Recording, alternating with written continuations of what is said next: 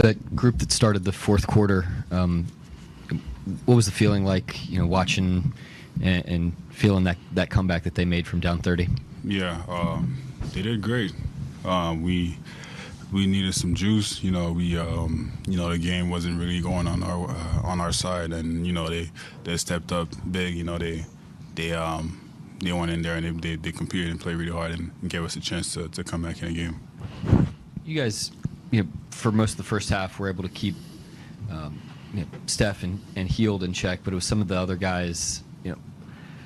Defensively, did you feel like you had in the first half kind of executed how you wanted to force, the Meltons and those guys to try to beat you? Yeah, we was throwing everything we had on their main guys, and their other guys stepped up, and we gotta give credit to them. But we just gotta go back and get better on that side. But whenever the other guys, not the main guys, having a good game like that, we just gotta tip our hat off and give it to them. Kind of a follow-up on that game kind of got away from you guys in the second quarter with them hitting 9 threes. Was it just that you guys were paying a little bit too much attention to those main guys with Steph and Buddy? I would say they was just making good reads, and they was getting, a couple of them was tough shots. Like I said, the guys that had the ball the most made some good reads, and the guys made a lot of shots. It seemed like a lot of confusion happened with that kind of interaction with you and Draymond, where you guys get the free throw and then he gets the flailing, whatever that thing was. Just kind of from your point of view, how'd that all go down? It was just competing. I don't think he meant to hit me in my head. He just threw his arm in the air trying to sell the foul. I did grab them, so. I think he was just trying to sell the foul and hit me. I don't think he meant to do it on purpose. Yeah, how difficult is it to bounce back when something like that, like what happened with Chet, happens, like in the moments after, to refocus as a player? You got two different things. You've got what's happened to your teammate physically, and then you've got how you have to adjust as a team defensively. Do you feel that you guys handled both of those things? It's always tough to see one of our guys go down. He's been working hard, and it's always tough to see somebody get hurt. And it's tough because we've been game planning with him on the floor as well. But at the end of the day, it's just the next man up. We just gotta keep our head up, and the next guy up got to be ready. Credit to everybody that played tonight. Everybody competed, and our hope Chet's get better. Lou, how difficult is it out there on the floor without really anybody over 6'6"? I mean, the whole center rotation being out. It's not easy. We just got to do everything we got to do to get the rebounds and just really play it harder and do everything we got to do to limit them to one shot. It's not easy, obviously. It would be easier if we had a big man out there with us. But like I said, it's the next man up. Everybody that plays, got to be ready to play hard and compete. There's a lot of arenas in the NBA that a team gets down by 20, 25 plus, and it empties out, and that's about the end of the night. Can you talk about how much energy the Oklahoma City crowd gave you guys in that fourth quarter when you guys made your run? Yeah, they gave it a lot of love, a lot of juice. I mean, we was down, the game wasn't going nowhere, and when we started making a couple shots, we're just hearing the crowd behind us, I guess give us more power, and that's just the type of fans we have, good or bad. They're always gonna stick with us, and that's why we love them so much.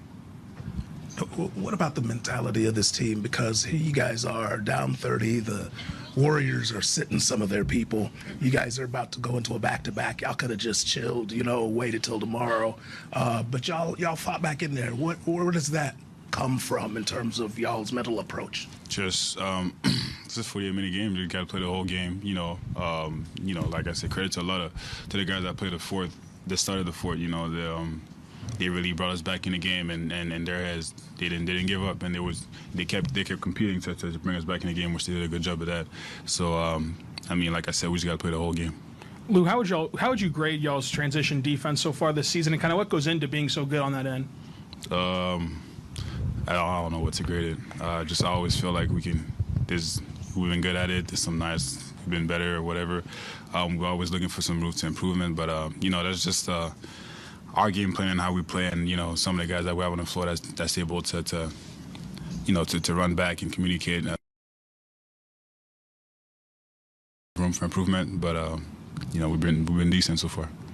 Had some young guys the first time to face Golden State. What is about their offense that makes it difficult especially when they're hitting threes? They had 13 at halftime.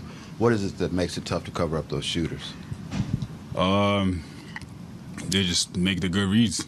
We trying to take out their main players, and when they have their plan B guys, making a lot of tough shots, that's when it's hard. Like I said, we tried everything to do we wanted to do to stop their main players, and the other guys got going, and just gotta give a lot of credit to them when they're making shots like that. You talk to the young guys, because sometimes when people hit threes, you can kind of get down on yourself a little bit mentally. Is that something that you got to watch the young guys to maybe keep themselves up, that, hey, they're going to hit a few, but you got to keep coming? Yeah. Obviously, they've been watching that team for a long time. They know that team is always going to hit a lot of threes. But in our group, we just had to keep competing. As basketball, they got to make shots, and we just got to keep playing our way and do everything we got to do to come back in the game. Anybody else? We'll go, Andrew, can I have the last one to Lou? Have you had many conversations with AJ? He's kind of in a similar position that you've been in, and that a lot of other guys were in, being on a two-way, and then played really well out of the gate. And just, have you had many conversations with him about that journey? I had a couple conversations. Like you said, we both started as a two-way, but the way that his story started was way different than mine. I give a lot of credit. He was way more ready than I was, and we can see it on the floor.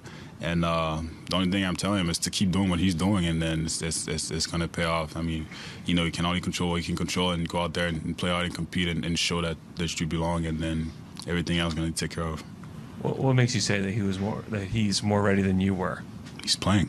I wasn't playing when I first started. I first started as a two-way. Well, whenever you first got to the team, you did play a lot down the stretch of that season. Yeah, when the season started, I didn't really play, which he's playing, and he has a lot of minutes. Okay. He feels way more comfortable on the court than I did when I first started myself. But give a lot of credit to him. I know he spent a lot of years in college, and he's way more ready than I was. But like I said, just tell him to keep doing what he's doing. Thank you, Lou.